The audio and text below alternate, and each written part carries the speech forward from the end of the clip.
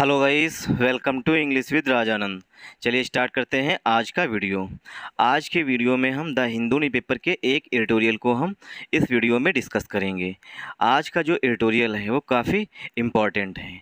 ये जो पहला एडिटोरियल है ये है मणिपुर से संबंधित, और इससे संबंधित हमने 3 से 4 वीडियो जो हैं पहले ही बना चुके हैं। तो ये इसीलिए हम इस आर्टिकल को इस वीडियो में डिस्कस नहीं कर रहे हैं, क्योंकि ये मणिपुर से संबंधित है। जो मणिपुर में अभी हाल ही में वायलेंस हुआ था, मतलब वहाँ पर हिंसा हुई थी मैती और कुकी जनजाति है उनके बीच में रिजर्वेशन को लेकर के, उसी से संबंधित ये एडिटोरियल है। सेकेंड आर्टिकल जो सेकेंड एडिटोरियल है, ये एडिटोरियल है जो अभी ट्यूसडे को रिज़ल्ट आया है आईएएस का, उसी से संबंधित है। उसमें क्या है, जो टॉप 3 रैंक्स हैं, ये टॉप 4th रैंक जो हैं वो फीमेल्स के द्वारा, मतलब लड़कियों के द्वारा काबिज की गई है। मतलब टॉप 4 जो स्थान हैं, शुरू से लेकर 1, 2, 3, 4 रैंक जो हैं वो लड़कियों के द्वारा काबिज की गई, मतलब उनके द्वारा सिक्योर की गई हैं। उसी से संबंधित ये आर्टिकल है। इसमें जो हाईलाइटेड वर्ड्स हैं, इनके हम एंटोनिम सिनोनिम्स और जो हाइलाइटेड सेंटेंस हैं उनमें हम ग्रामर रूल्स भी देखेंगे। और एडिटोरियल स्टार्ट करें इससे पहले आप लोगों के लिए 2 इम्पॉर्टेंट इन्फॉर्मेशन है। पहली इम्पॉर्टेंट इन्फॉर्मेशन ये है कि इंग्लिश विद राजानंद के नाम से टेलीग्राम ग्रुप बना हुआ है। वहाँ पर मैं पर डे मॉर्निंग में द हिंदू न्यूज़पेपर की PDF अपलोड कर देता हूँ, और आप लोगों से रिक्वेस्ट है कि उसे डाउनलोड करके और यही एडिटोरियल जो है खुद से 2 से 3 बार पढ़ने की कोशिश करिए। जिससे क्या होगा कि आपके माइंड में जो हम रूल्स बताएंगे, जो ग्रामर रूल्स बताएंगे, वो आपके माइंड में फिक्स हो जाएंगे।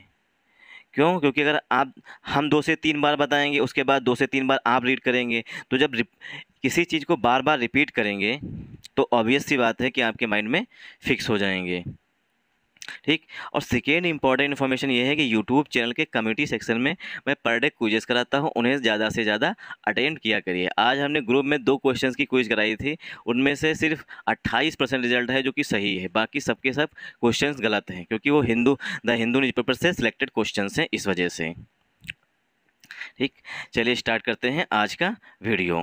स्टार्ट करते हैं आज का एडिटोरियल। फ्रॉम द मार्जिन्स मतलब होता है डिफरेंस, कितने डिफरेंस से जीती हैं, मतलब मार्जिन्स का सिनोनिम होगा difference. Women in civil services, जो वीमेन हैं, वीमेन मीन्स फीमेल, या औरतें या लड़कियां। Women in civil services have a challenging exciting task before them. अब इसमें देखिए हम सब्जेक्ट वर्ब एग्रीमेंट देखेंगे। सब्जेक्ट क्या है, सब्जेक्ट के अकॉर्डिंग वर्ब क्या है, या हेल्पिंग वर्ब कौन सी है, कौन सी मेन वर्ब है, कौन सा प्रीपोजिशन है, कौन सा ऑब्जेक्ट है। ठीक। वीमेन इन सिविल सर्विसेज, जो सिविल सर्विस है उसमें फीमेल्स या औरतें, हैव अ चैलेंजिंग, उनके पास चुनौतियां हैं। एक्साइटिंग टास्क, मतलब फीमेल्स के लिए जो है, जो सिविल सर्विस है वो चुनौती भरा है, मतलब चुनौतीपूर्ण है, एक्साइटिंग टास्क है। बिफोर देम, उनके समक्ष। बिफोर मीन्स होता है, देखिए बिफोर जो है वो प्रीपोजिशन है, और बिफोर का होता है के समक्ष, मतलब फीमेल्स के समक्ष, मतलब कि उनके सामने। बिफोर मीन्स के सामने या के समक्ष। देम जो आया हुआ है वो फीमेल्स के लिए आया हुआ, मतलब फीमेल्स के समक्ष जो सिविल सर्विस एग्जामिनेशन है वो क्या है, चुनौती भरापूर्ण है और एक्साइटिंग टास्क है। ठीक। अब वीमेन के लिए देखिए, वीमेन के लिए जो हेल्पिंग वर्ब आ रही है वो हैव आ रही है। क्यों? क्योंकि पहला प्रीपोजिशन हमारा इन है, और ये ग्रामर का रूल होता है कि पहले प्रीपोजिशन के पहले आने वाले नाउन या प्रोनाउन के अनुसार ही हेल्पिंग वर्ब या मेन वर्ब का यूज किया जाता है। तो पहला नाउन जो है वो हमारा वीमेन है। ठीक। क्योंकि पहला प्रीपोजिशन हमारा इन है, और पहले प्रीपोजिशन के पहले जो नाउन आया हुआ है वो प्लूरल फॉर्म में आया हुआ है, इसीलिए हेल्पिंग वर्ब भी प्लूरल फॉर्म में यूज की जाएगी। इसी से संबंधित हमने आज जो है 2 क्विजेस कराई थी ग्रुप में, इंग्लिश विद राजानंद जो कि ग्रुप है, जहाँ पर मैं PDF भी द हिंदू न्यूज़पेपर की अपलोड करता हूँ। वहाँ पर 2 क्वेश्चंस कराए थे, मतलब क्विज के फॉर्म में। वहाँ पर सिर्फ 28% लोगों ने ही उसे सही किया है। क्यों? क्योंकि उन्हें ये रूल नहीं पता था कि पहला प्रीपोजिशन जो है, पहले प्रीपोजिशन के पहले आने वाले नाउन या प्रोनाउन के अनुसार ही हेल्पिंग वर्ब यूज की जाती है। वहाँ पर हेल्पिंग वर्ब और एक प्रीपोजिशन की एरर थी। वीमेन इन सिविल सर्विस, जो फीमेल्स हैं सिविल सर्विस में, हैव अ चैलेंजिंग। अब आर्टिकल ए जो आया हुआ है, ठीक, चैलेंजिंग, कामा एक्साइटिंग, ये हमारे हो गए प्रेजेंट पार्टिसिपल के एडजेक्टिव। ठीक, प्रेजेंट पार्टिसिपल के एडजेक्टिव, PPA, प्रेजेंट पार्टिसिपल का एडजेक्टिव बन गया। एक्साइटिंग भी एडजेक्टिव हो गया प्रेजेंट पार्टिसिपल का। क्यों? क्योंकि देखिए चैलेंज जो होती है, चैलेंज जो होती है ये वर्ब होती है।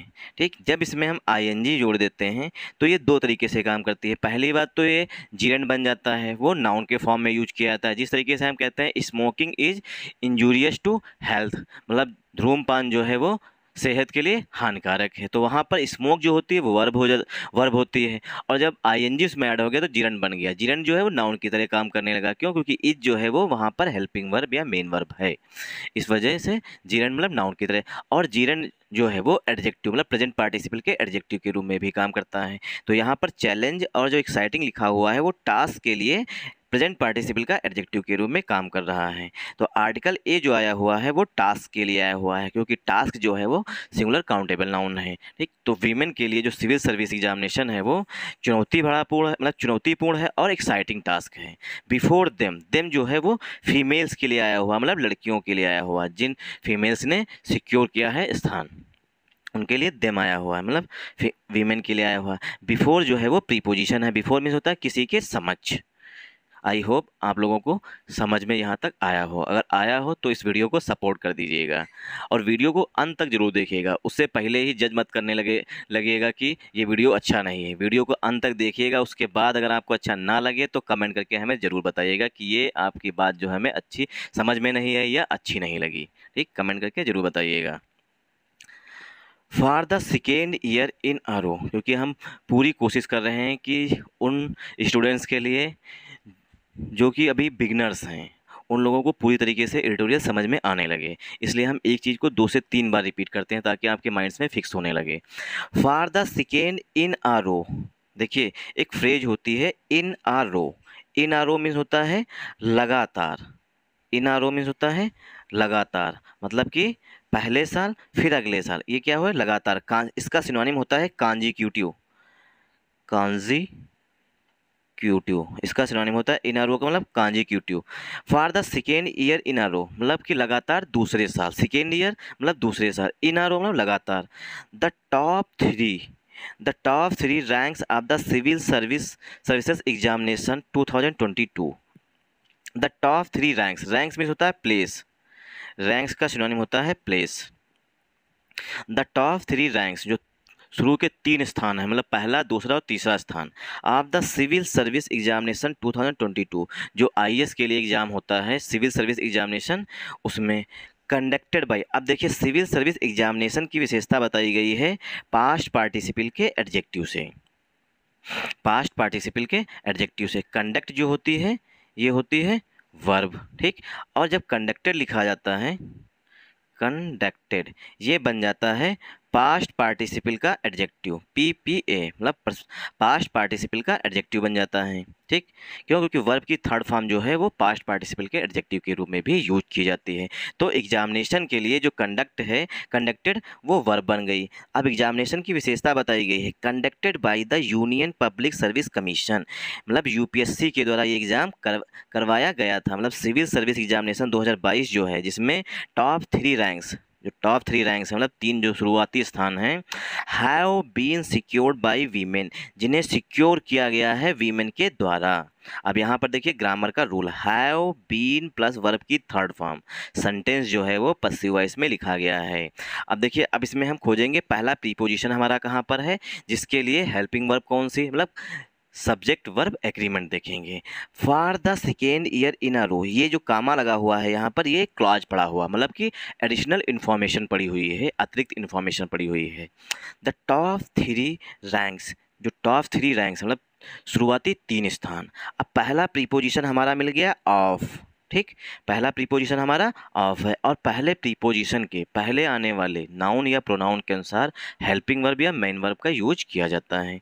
तो पहला प्रीपोजिशन हमारा ऑफ हो गया, और पहले प्रीपोजिशन के पहले जो नाउन आया हुआ है वो रैंक्स आया हुआ है, मतलब कि सब्जेक्ट जो है वो हमारा प्लूरल फॉर्म में आया हुआ है, इसलिए जो हेल्पिंग वर्ब होगी वो भी प्लूरल होगी, अगर मेन वर्ब होगी तो वो भी प्लूरल होगी।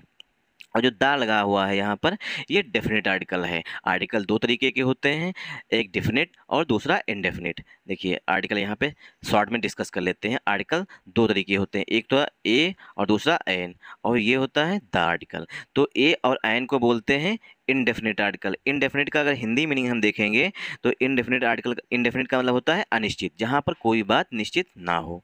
और द जो होता है ये डेफिनेट आर्टिकल होता है। डेफिनेट आर्टिकल, डेफिनेट आर्टिकल होता है। डेफिनेट का अगर हिंदी मीनिंग देखेंगे हम तो मतलब होता है निश्चित, जहाँ पर कुछ निश्चित हो जाए वहाँ पर दा का यूज किया जाता है। द टॉप थ्री, अब यहाँ पर निश्चित हो चुका है कि जो 3 रैंक्स हैं, मतलब जो 3 से 4 रैंक्स हैं, हमने से सुना था कि 4 रैंक्स हैं, यहाँ पर 3 ही लिखी गई हैं। जो टॉप 3 रैंक्स हैं वो निश्चित हो चुकी हैं, फीमेल्स के द्वारा प्राप्त की गई हैं। द टॉप 3 रैंक्स ऑफ हमारा पहला प्रीपोजिशन है। टॉप और 3 ये जो है ये एडजेक्टिव बन गए रैंक्स के लिए। पहला प्रीपोजिशन जो है ऑफ है, और ऑफ से पहले जो नाउन आया हुआ है वो रैंक्स है। रैंक्स जो है वो प्लूरल है, इसीलिए जो हेल्पिंग वर्ब है इसके लिए, या मेन वर्ब जो आएगी वो हमारी मतलब कि प्लूरल फॉर्म में आएगी। अब इसके लिए हम रैंक्स के लिए हम इसके लिए हेल्पिंग वर्ब खोजेंगे। तो द सिविल सर्विस एग्जामिनेशन 2022, तो ये हो गया हमारा ऑब्जेक्ट रैंक्स के लिए, मतलब सिविल सर्विस एग्जामिनेशन 2022। अब एग्जामिनेशन की विशेषता बताई गई है पास्ट पार्टिसिपल के एडजेक्टिव से। Conducted by the union public service commission, जो सिविल सर्विस एग्जामिनेशन है उसे कंडक्ट किया गया था। कंडक्ट मीन्स होता है होल्ड करना, मतलब आयोजित किया गया था यूपीएससी के द्वारा, यूनियन पब्लिक सर्विस कमीशन के द्वारा। और आप लोग हमें कमेंट करके जरूर बताइएगा यूपीएससी के चेयरमैन इस समय करंट में कौन हैं। हैव बीन सिक्योर्ड, अब ये आया हुआ है रैंक्स के लिए हेल्पिंग वर्ब आई हुई है हैव। क्यों? क्योंकि कंडक्ट के बाद हमारी पास्ट पार्टिसिपल के एडजेक्टिव से एडिशनल इन्फॉर्मेशन पड़ी हुई है, मतलब कि एक क्लॉज पड़ा हुआ है, एग्जामिनेशन जो है यूपीएससी के द्वारा करवाया गया था। रैंक्स के लिए हेल्पिंग वर्ब हैव आई हुई है।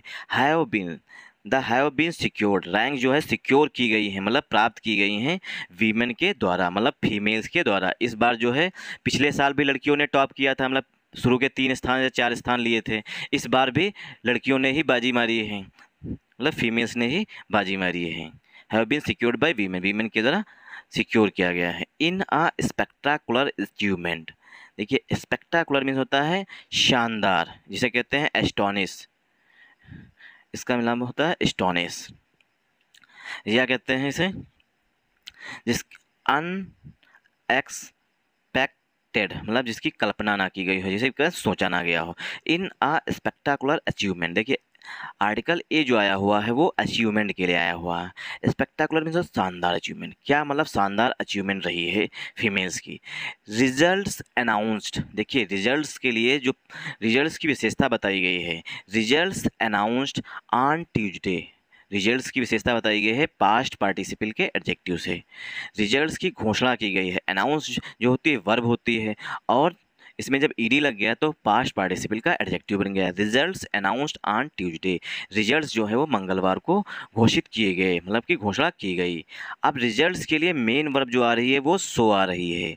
रिजल्ट्स सो, रिजल्ट्स दिखाते हैं। दैट, दैट जो है हमारा कंजंक्शन के रूप में आया हुआ है। रिजल्ट्स के लिए जो मेन वर्ब आई हुई है वो सो आई हुई है। रिजल्ट सो, रिजल्ट्स दिखाते हैं। और देखिए डेज से पहले प्रीपोजिशन ऑन का यूज किया जाता है। रिजल्ट्स अनाउंस, रिजल्ट्स घोषणा की गई है ऑन ट्यूसडे, मंगलवार को। ठीक, अब रिजल्ट्स के लिए मेन वर्ब आई हुई है सो, रिजल्ट सो, क्योंकि रिजल्ट्स जो है वो हमारा प्लूरल नाउन है, इसीलिए वर्ब जो आई हुई है वो प्लूरल आई हुई है। रिजल्ट सो, रिजल्ट्स दिखाते हैं। दैट, दैट माने की, दैट जो है वो कंजंक्शन के रूप में आया हुआ कि 12 women are in the top 20, जो 20 शुरुआती 20 स्थान हैं उसमें 12 स्थान तो सिर्फ लड़कियों के द्वारा ही सिक्योर किए गए हैं, मतलब फीमेल्स के द्वारा ही सिक्योर किए गए हैं। 12 women are in the top 20, 12 place जो हैं शुरू, मतलब टॉप 20 में अगर देखें हम 20 लड़कों को, मतलब 20 एस्पिरेंट्स को ले लें, स्टूडेंट्स को, तो 12 तो उसमें फीमेल्स ही हैं, सिर्फ 8 ही लड़के ऐसे हैं जो कि सिक्योर कर पाए हैं टॉप 20 में स्थान। 12 women are in the top 20, मतलब 12 स्थान जो हैं टॉप 20 में वो फीमेल्स के द्वारा काबिज किए गए हैं या सिक्योर किए गए हैं। 12 वीमेन लिखा है, देखिए यहाँ पर 12 जो है वो एडजेक्टिव है, ठीक, और वीमेन जो है वो हमारा नाउन है। और वीमेन के लिए हेल्पिंग वर्ब आर आ रही है, क्योंकि वीमेन जो है वो प्लूरल है, वोमेन जो है वो सिंगुलर है, और वीमेन जो है वो प्लूरल है। वीमेन के लिए आर आ रहा है इन द टॉप 20, शुरुआती 20 स्थानों में। ठीक। द 26 ईयर, अब ये बताया गया किसने टॉप किया है। द 26 ईयर ओल्ड टॉपर, 26 साल की हैं, मतलब 26 ईयर मतलब 26 साल उनकी एज है, जो कि टॉपर हैं, मतलब कि जिन्होंने पहला स्थान सिक्योर किया है। उनका नाम है इशिता किशोर, इसीलिए हमने रेड से कर रखा है इसे है, क्योंकि इन्होंने टॉप किया है। The 26 year old topper Ishita Kishore. अब इशिता किशोर के लिए रिलेटिव प्रोनाउन आ रहा है who graduated from Delhi university Shri Ram college of commerce. अब देखिए इशिता किशोर के लिए रिलेटिव प्रोनाउन हु आ गया, और हु जो है वो हमेशा सब्जेक्टिव फॉर्म में यूज किया जाता है, और हु जो है वो ऑब्जेक्टिव फॉर्म में यूज किया जाता है। इसके भी मतलब इससे संबंधित जो है एग्जाम्स में एरर पूछी जाती हैं। हु जो है वो सब्जेक्टिव फॉर्म में यूज किया जाता है, और हु जो है वो ऑब्जेक्टिव फॉर्म में यूज किया जाता है। 26 ईयर ओल्ड। अब देखिए यहाँ पर एक रूल होता है ग्रामर का, हाइफनेटेड नाउन का, जो एक हाइफनेटेड नाउन होता है इसका एक रूल होता है। अगर यहाँ पर ये हाइफन नहीं लगा होता, जो ये बीच में डैश लगा हुआ इसे हाइफन बोलते हैं, अगर ये हाइफन नहीं लगा होता तो यहाँ पर ओल्ड्स लगा होता। ठीक, अगर ये हाइफन लगा है तो यहाँ पर ओल्ड्स में यस, ओल्ड में यस नहीं लगेगा। ये ग्रामर का रूल होता है, ये हाइफनेटेड नाउन का रूल होता है। इशिता किशोर हु ग्रेजुएटेड, जिन्होंने ग्रेजुएशन किया था, ग्रेजुएटेड मीन्स ग्रेजुएशन किया था। देखिए ग्रेजुएशन जो होता है मतलब बीए या बीएससी या बीकॉम जो भी हो, इसे कहते हैं ग्रेजुएशन। ठीक, जो इंटर के बाद होता है। ग्रेजुएशन जो है वो हमारा नाउन है, और ग्रेजुएट जो है वो हमारे वर्ब है। ठीक, ग्रेजुएट जो है वो वर्ब है, और ग्रेजुएशन जो है वो नाउन है। हु ग्रेजुएटेड, जिन्होंने ग्रेजुएशन किया था, इशिता किशोर ने ग्रेजुएशन किया था from Delhi university Shri Ram college of commerce. जो Shri Ram college of commerce है उसकी दिल्ली यूनिवर्सिटी, जो दिल्ली यूनिवर्सिटी का श्री राम ऑफ कॉलेज, मतलब दिल्ली यूनिवर्सिटी जो है उससे संबंधित है Shri Ram college of commerce, उसी से संबंधित ये कॉलेज है, वहीं से इशिता किशोर ने ग्रेजुएशन किया था। एंड अब एंड से दूसरा सेंटेंस जोड़ा जा रहा है, मतलब एंड जो है वो कंजंक्शन के रूप में यूज किया गया है। एंड और यहाँ पर सी जो है वो हिडन है। ठीक, सी जो है वो हिडन है। She is a resident of greater Noida. She जो है मतलब कि इशिता किशोर जी जो हैं, ठीक, इशिता किशोर जी वो कहाँ की रेसिडेंट है। Ishita Kishore is a resident of greater Noida, वो ग्रेटर नोएडा के निवासी हैं। ठीक, रीच द पिनेकल। अब इशिता किशोर के लिए मेन वर्ब आ रही है। Ishita Kishore reach the pinnacle in her third attempt. ठीक, इशिता किशोर जी जो हैं वो पिनेकल, पिनेकल मीन्स होता है पैरामाउंट, इसका सिनोनिम होता है पैरा माउंट या पीक या टॉप, ये सब सिनोनिम है इसके, या एक्मे, ये सब सिनोनिम है पिनेकल के। Reach the pinnacle in her third attempt. Ishita Kishore ji जो हैं इन हर थर्ड अटेम्प्ट, अपने तीसरे प्रयास में, थर्ड अटेम्प्ट मीन्स मतलब तीसरे प्रयास में वो पिनेकल मतलब सर्वोच्च स्थान, मतलब सर्वोच्च स्थान प्राप्त करने में सफल रही हैं। रीच द पिनेकल मतलब सर्वोच्च स्थान प्राप्त कर लिया है। अब देखिए इसमें किसके लिए कौन सी वर्ब आई है, अब ये देखेंगे। ठीक, इन आ स्पेक्टाकुलर अचीवमेंट, ये कामा लगा के एडिशनल इन्फॉर्मेशन पड़ी हुई है यहाँ पर। रिजल्ट्स के लिए जो हमारी मेन वर्ब है वो सो आई हुई है। अनाउंस जो है यहाँ पर हमारा पास्ट पार्टिसिपल का एडजेक्टिव है। ऑन ट्यूजडे, डे से पहले प्रीपोजिशन ऑन का यूज किया जाता है। रिजल्ट शो, रिजल्ट दिखाते हैं, जो रिजल्ट्स हैं वो घोषणा की गई थी मंगलवार को। ठीक, रिजल्ट शो रिजल्ट दिखाते हैं। दैट जो है वो हमारा कंजंक्शन है। 12 जो है वो एडजेक्टिव है। वीमेन जो है वो हमारा नाउन है। आर जो है वीमेन के लिए प्लूरल वर्ब मतलब हेल्पिंग वर्ब आई हुई है, और जब एक ही वर्ब होती है एक सेंटेंस में तो उसे मेन वर्ब भी कह सकते हैं। इन द टॉप 20, टॉप 20 में सिर्फ 20 ही वीमेन हैं, मतलब टॉप 20 में सिर्फ 12 वीमेन हैं। द जो है वो टॉपर के लिए आया हुआ है। 26 ईयर ओल्ड के साथ हाइफनेटेड नाउन का रूल होता है। इशिता किशोर के लिए जो मेन वर्ब आ रही है वो रीच्ड आ रही है। हु जो है वो इशिता किशोर जी के लिए रिलेटिव प्रोनाउन है। हु जो है वो सब्जेक्टिव फॉर्म में यूज किया जाता है। ग्रेजुएटेड मतलब जिन्होंने ग्रेजुएशन किया है, कहाँ से, दिल्ली यूनिवर्सिटी के Shri Ram college of commerce से। सी इज अ रेसिडेंट, वो क्या है, एक रेसिडेंट है, मतलब निवासी है। रेसिडेंट में होता है निवासी। ग्रेटर नोएडा, ग्रेटर नोएडा की मतलब उत्तर प्रदेश की ग्रेटर नोएडा से, ग्रेटर नोएडा की रहने वाली है। Reach that pinnacle in her third attempt, वो जो है पिनेकल में होता है पैरामाउंट या टॉप, मतलब टॉप पर पहुंच गई अपने तीसरे प्रयास में। थैंकिंग, थैंकिंग मीन्स होता है धन्यवाद देते हुए, थैंक होती है वर्ब, ठीक, और जिसमें आईएनजी जुड़ गया तो मतलब ये प्रेजेंट पार्टिसिपल का एडजेक्टिव बन गया और यहाँ पर नाउन के रूप में यूज किया गया है। थैंकिंग हर फैमिली, अपनी फैमिली को धन्यवाद देते हुए, फॉर दियर सपोर्ट, उनके सपोर्ट, दियर आया हुआ उनके फैमिली मेम्बर्स के लिए, उनके पेरेंट्स के मतलब उनके पेरेंट्स के लिए, उनके भाई के लिए, उनके सिस्टर्स के लिए, उनके अंकल के लिए, उनकी आंटी के लिए, ये दियर आया हुआ मतलब कि उनकी फैमिली ने उनको सपोर्ट किया है। मिस्टर इश्ता किशोर, मिस्टर इश्ता किशोर शेर, मिस्टर इश्ता किशोर ने कहा, मतलब जिन्होंने टॉप किया उन्होंने कहा, she read up on current affairs and practise writing at length because the examination process can be draining. मतलब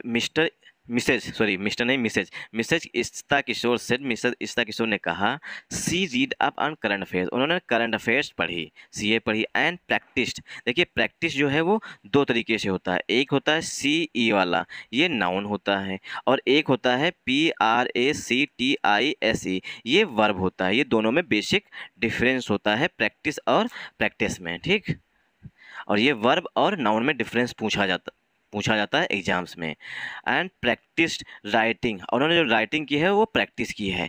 एट लेंथ मतलब बहुत ज़्यादा। बिकॉज द एग्जामिनेशन, बिकॉज जो है यहाँ पर कंजंक्शन के रूप में आया हुआ है, बिकॉज मैंने क्योंकि।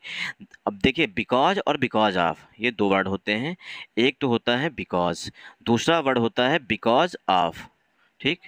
बिकॉज ऑफ जो है वो, बिकॉज ऑफ जो है ये हमारा प्रीपोजिशन होता है, ठीक। बिकॉज ऑफ प्रीपोजिशन होता है, और बिकॉज जो होता है वो होता है कंजंक्शन, और इसका मतलब होता है क्योंकि। तो बिकॉज हो गया कंजंक्शन, और बिकॉज ऑफ जो हो गया वो प्रीपोजिशन। यही डिफरेंस है मेन बिकॉज और बिकॉज ऑफ में। तो बिकॉज कंजंक्शन हो गया तो इसका मतलब हो गया क्योंकि, और बिकॉज ऑफ जो है वो प्रीपोजिशन होता है। बिकॉज, क्योंकि। पेन का कलर चेंज कर लेते हैं, ब्लू कर लेते हैं। बिकॉज मैंने क्योंकि। The examination process can be draining, जो एग्जामिनेशन प्रोसेस है मतलब जो आईएएस की तैयारी है उसकी जो प्रक्रिया है, प्रोसेस मीन प्रक्रिया, कैन बी ड्रेनिंग, वो बहुत ही लंबा टाइम लेती है, वो बहुत ही एनर्जी ड्रेन करती है। ड्रेन मतलब किसी चीज़ को एनर्जी खींचना। द सेकेंड रैंक होल्डर, अब बताया गया, पहली बात तो इश्ता किशोर के बारे में बात की गई है। अब जो सेकेंड टॉपर रहा मतलब जिसने दूसरा स्थान प्राप्त किया उनके बारे में बात की गई है।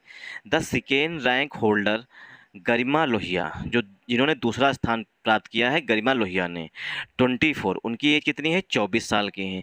फ्राम बक्सर, वो बक्सर से आती हैं।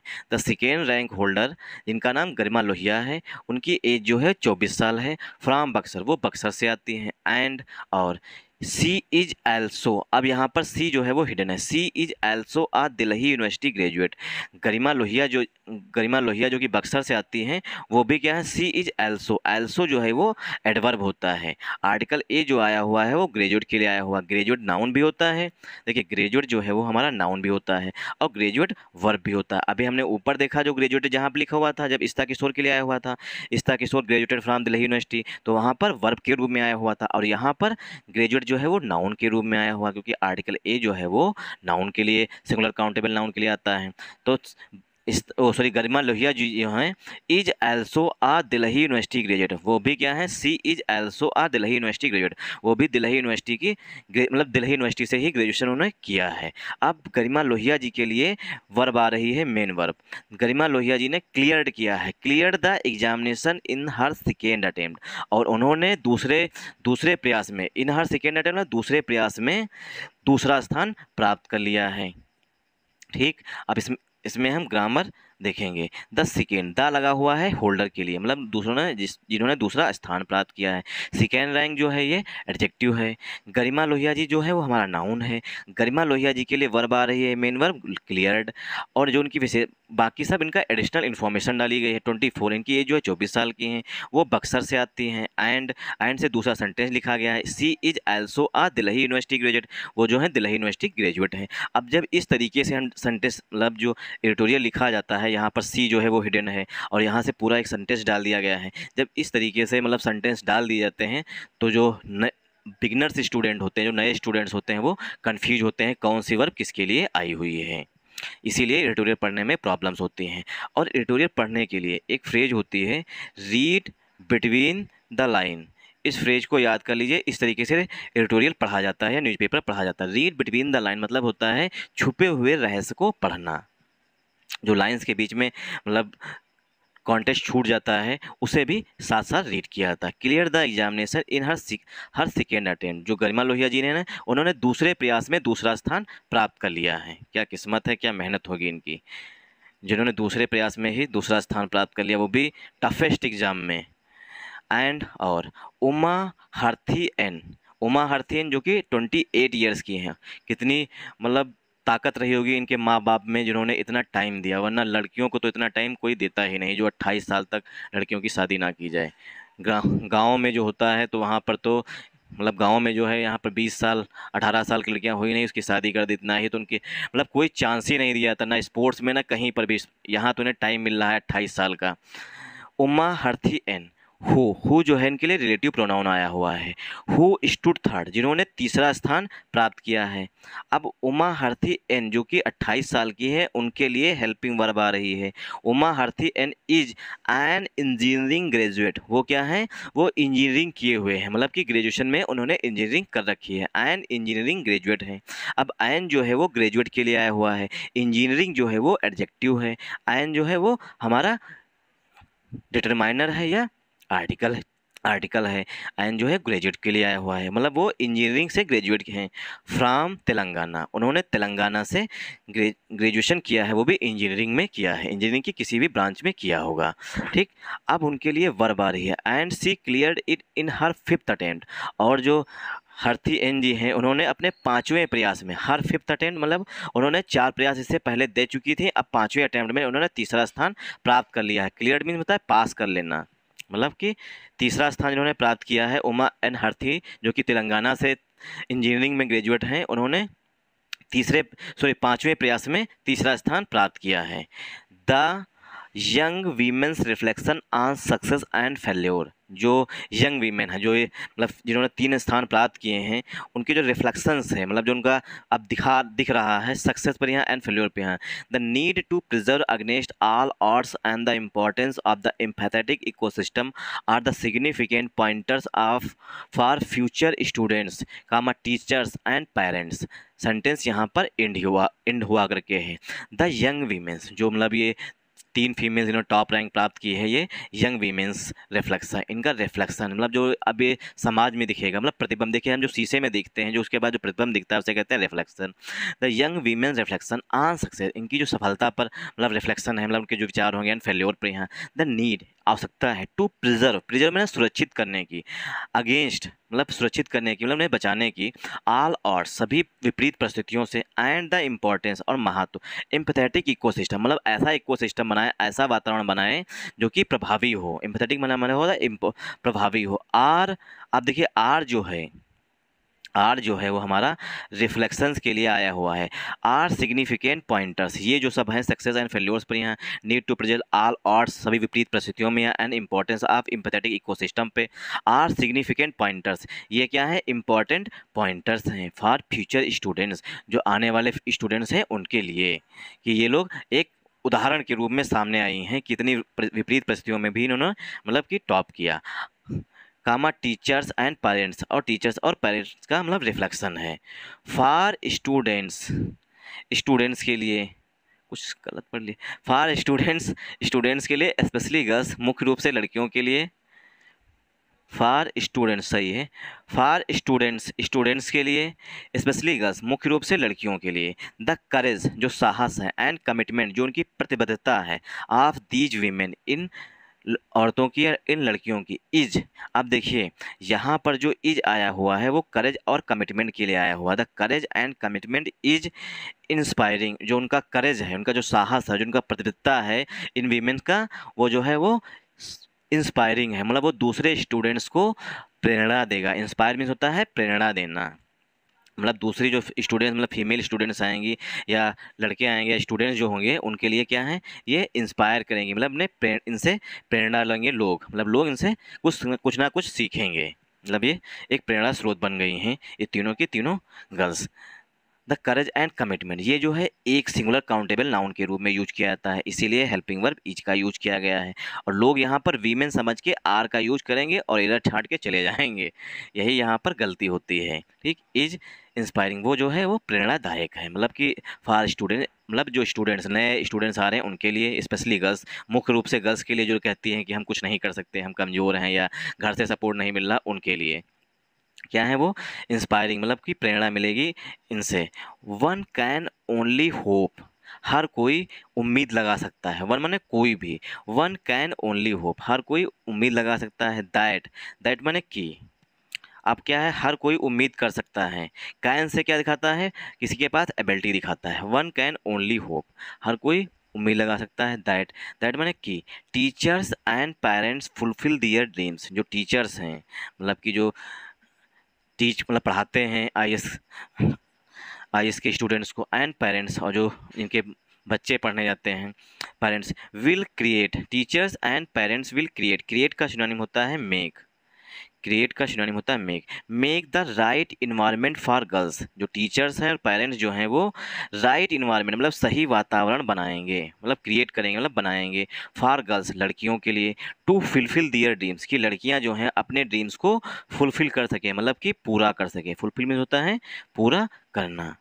Too many girls have had to give up halfway in a largely patriarchal society. Too many girls, too जो होता है ये एडवर्ब होता है, ठीक, और मैनी जो है वो एडजेक्टिव है, गर्ल्स जो है वो हमारा नाउन है, नाउन कैसा है, प्लूरल नाउन है, इसीलिए हेल्पिंग वर्ब हैव आई हुई है। हैव के बाद वर्ब की थर्ड फॉर्म यूज की जाती है, इसीलिए यहाँ पर हैड का यूज किया गया है। Have, second form had, third form had, इसीलिए हैव के बाद हैड का यूज किया गया है। Too many girls have had to give up half way, वो क्या है, आधे रास्ते से गिव अप कर देती, गिव अप मीन्स होता है छोड़ देना या त्याग देना, half way, half way means आधे रास्ते से। इन अ लार्जली पैट्रियार्चल सोसाइटी, एक ऐसी सोसाइटी में जहाँ पर उन्हें इनकरेज नहीं किया जाता है, वहाँ पर मतलब ज़्यादा से ज़्यादा फीमेल्स जो होती हैं, ऐसी सोसाइटी जहाँ पर उन्हें इनकरेज नहीं किया जाता है, वहाँ पर वो आधे रास्ते से ही गिव अप कर देती, मतलब छोड़ देती हैं पढ़ाई। दिस ईयर, इस साल, 933 candidates, 933 candidates of N approximate 11.5 lakh who took the examination this year, मतलब इस साल 933 कैंडिडेट्स हैं, अप्रॉक्सीमेट 11.5 लाख, मतलब 11.5 लाख जो लोग थे, हु टुक द एग्जामिनेशन, जिन्होंने एग्जामिनेशन दिया था, टुक द एग्जामिनेशन और एग्जामिनेशन दिया था, हैव बीन रिकमेंडेड, अब 933 कैंडिडेट्स को रिकमेंड किया गया है, हैव बीन प्लस वर्ब की थर्ड फॉर्म सेंटेंस जो है वो पसिव वॉइस में लिखा गया है, रिकमेंड किया गया है बाय द यूपीएससी, यूपीएससी के द्वारा, फॉर अपॉइंटमेंट, अपॉइंटमेंट मतलब नियुक्ति के लिए, मतलब 933 कैंडिडेट हैं जिनका सिलेक्शन हुआ है यूपीएससी के द्वारा, मतलब किया गया है। अब यूपीएससी ने उनके रिकमेंड किया, मतलब उनकी सिफारिश किया है। फॉर अपॉइंटमेंट टू, अपॉइंटमेंट के बाद टू प्रीपोजिशन यूज किया जाता है, मतलब नियुक्ति के लिए। The Indian administrative services, IAS की सर्विसेज में, इंडियन फॉरेन सर्विसेज, आईएफएस की सर्विसेज में, इंडियन पुलिस सर्विस, आईपीएस की सर्विसेज में, एंड सेंट्रल सर्विसेज, और जो केंद्र सरकार की अन्य सर्विसेज होती हैं उनमें। ग्रुप ए, ग्रुप बी में 60, मतलब कि 933 कैंडिडेट्स हैं जिनका सिलेक्शन इस बार यूपीएससी के थ्रू आईएएस में हुआ है। आईएएस बनी है, कुछ पीसीएस बनेंगे, मतलब कुछ आईएएस बनेंगे, कुछ आईपीएस बनेंगे, कुछ आईएफएस बनेंगे, कुछ सेंट्रल सर्विसेज में जाएंगे, कुछ ग्रुप ए और ग्रुप बी में जाएंगे। 63% मतलब 588 कैंडिडेट्स हैं are from the economically weaker section, जो 63% विद्यार्थी हैं, मतलब 588 कैंडिडेट, जो 933 कैंडिडेट हैं जो पास हुए हैं उनमें से 588 कैंडिडेट हैं are from the economically weaker section, वो क्या हैं, ईडब्ल्यूएस कैटेगरी से आते हैं, जिन्हें आरक्षण दिया गया है 10% का। इकोनॉमिकली वीकर सेक्शन को आरक्षण दिया गया है 10% का, 10% का इन्हें रिजर्वेशन दिया गया है। तो जो 63%, जो 933 में से 588 कैंडिडेट जो हैं वो इकोनॉमिकली वीकर सेक्शन से आते हैं, अदर बैकवर्ड क्लास मतलब ओबीसी से आते हैं, शेड्यूल्ड ट्राइब मतलब एसटी से आते हैं, शेड्यूल्ड कास्ट से आते हैं मतलब एससी कैटेगरी से आते हैं। मतलब जो 588 स्टूडेंट्स हैं वो रिजर्वेशन के थ्रू मतलब उन्हें कहीं ना कहीं रिजर्वेशन का सहारा मिला है। मतलब इकोनॉमिकली वीकर सेक्शन जिन्हें 10% का रिजर्वेशन मिला है, ओबीसी जिन्हें 27% का रिजर्वेशन मिला है जहाँ तक मेरे नॉलेज के अनुसार, और एसटी जिन्हें शायद 10% का मिला है, और शेड्यूल्ड कास्ट कैटेगरीज मतलब एससी कैटेगरीज हैं उन्हें 21% का मिला है जहाँ तक मुझे याद है। इतना ही रिजर्वेशन दिया गया है। मतलब कि 588 कैंडिडेट्स जो हैं वो कहीं ना कहीं उन्हें रिजर्वेशन का सहारा मिला है। दिस शुड, उसी में EWS भी शामिल है। This should help fill the gaps in the policy.